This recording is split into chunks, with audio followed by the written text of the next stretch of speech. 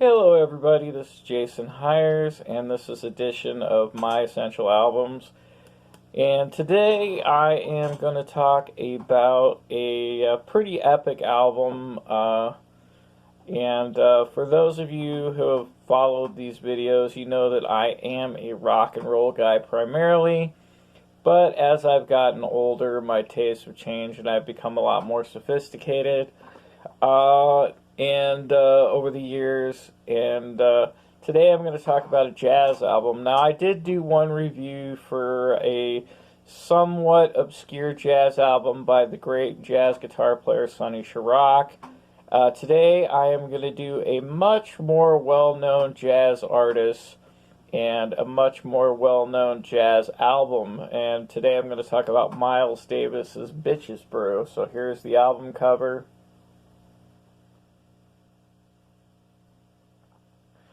Alright, so realistically, Miles Davis is the foremost innovator of jazz music for the last 40 some odd years.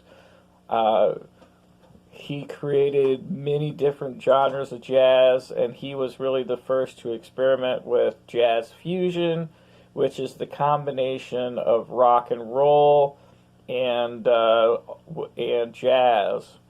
Now, the biggest thing that he really brought into the mix that wasn't necessarily in jazz before was the electric bass and the electric guitar. And that's what Bitches Brew does, is it incorporates those things. Now, for me, this album served as a good gateway into jazz from rock and roll because I had the familiar sounds of the electric bass and the electric guitar that I could focus on.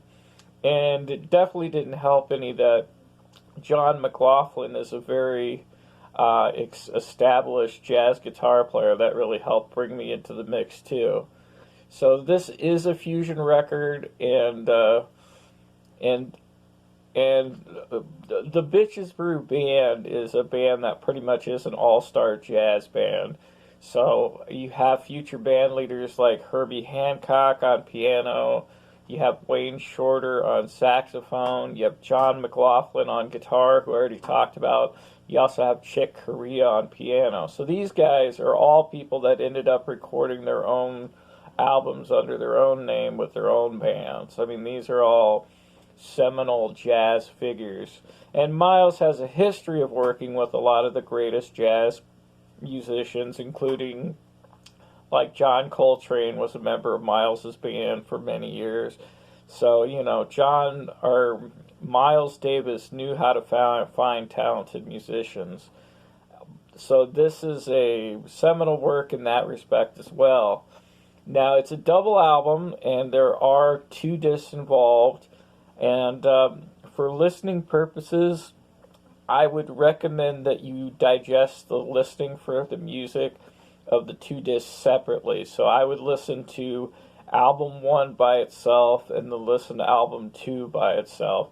So in the CD format here, it comes with 2 discs.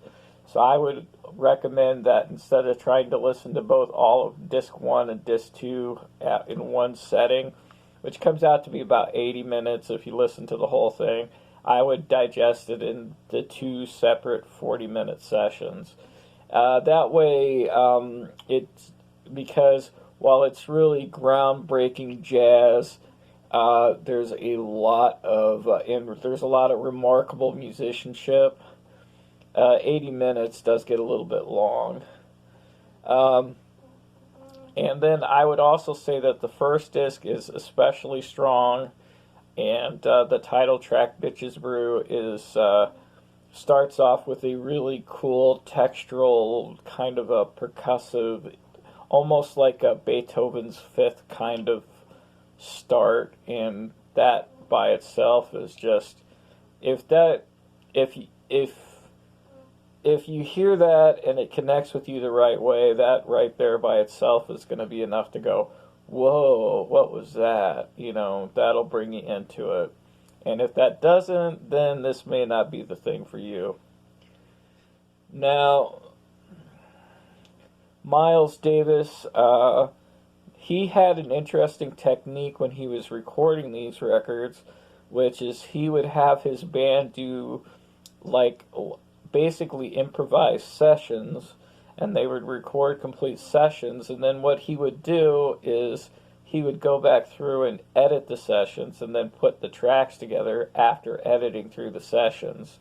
So, and he did this for a couple of albums from this era, and these are the albums that I would recommend picking up from this particular era of Miles Davis, you know, the electric era. So there's In a Silent Way, which is which, you know, describes the kind of the mood and the textures of the album. There's a tribute to Jack Johnson, which is probably a fairly, I would say, an underrated jazz album. And there's also On the Corner. On the Corner, Miles tries to get a little bit more funky with it and try to do a few things. And it's a little bit different. It's interesting, but it may not be for everybody. Now, the other thing about Miles is Miles at this time was realizing that rock and roll music was having a lot of success, and he was looking at people like Carlos Santana and like Sly and the Family Stone, and he was looking to kind of incorporate something more like that into his music. Now, Miles wanted to be popular music. Miles wanted to be successful and make plenty of money, and that's why one of the big reasons why Miles was constantly innovating. Miles continued innovating throughout his whole career. Even before he died, there was a potential project in the works between him and Prince, and that would have been an interesting project if that ever would have seen the light. So that is something that was very special about Miles Davis, is he was always innovating, he was always trying new things, he wasn't afraid to play around with genres and, you know, do all kinds of different things. And so Miles's very long and very established career as a jazz musician, there's almost no album of Miles Davis that exists that isn't worth at least giving it a listen. Miles has the all-time #1 selling and usually considered to be the greatest jazz album of all time. Kind of Blue is a Miles Davis album. Bitches Brew, doing research, was listed as the 8th best-selling album of all time for jazz, and also the 9th best album of all time for jazz. And those are subjective lists. I don't know exactly how they figured that out.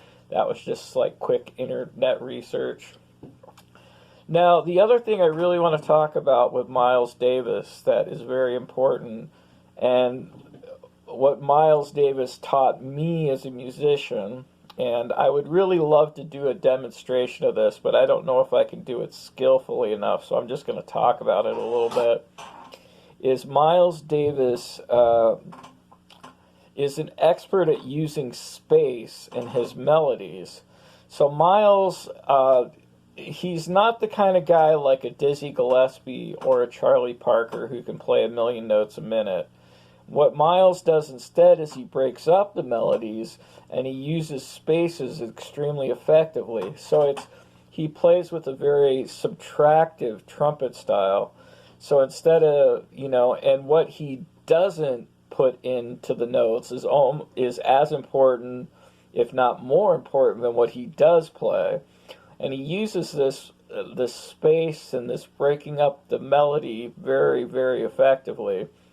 And it's educational for me, who, with a rock and roll background, tends to look at everything from a blues kind of standpoint, to listen to Miles, who plays this very subtractive kind of style, because it's just a very different mindset. And this album was the thing that brought me into jazz, gave me some understanding, got me used to listening to jazz instruments and things like that. And then, of course, Miles Davis's career as a whole got me into all sorts of different jazz, and then I started listening to some of the other seminal jazz works.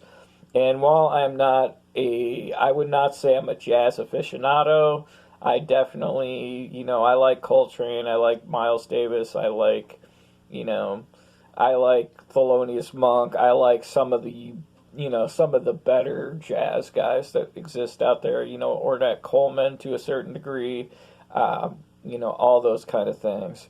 So anyway, if you've ever wondered about jazz, but you've kind of, always had a negative impression of it, I would strongly recommend that you give this album a whirl. And if this doesn't get you interested, then I don't know, it's probably not for you. Anyway, this is Jason Heires. Thank you for watching these videos. Please subscribe, leave me comments, and thank you very much. You guys have a great day. Bye.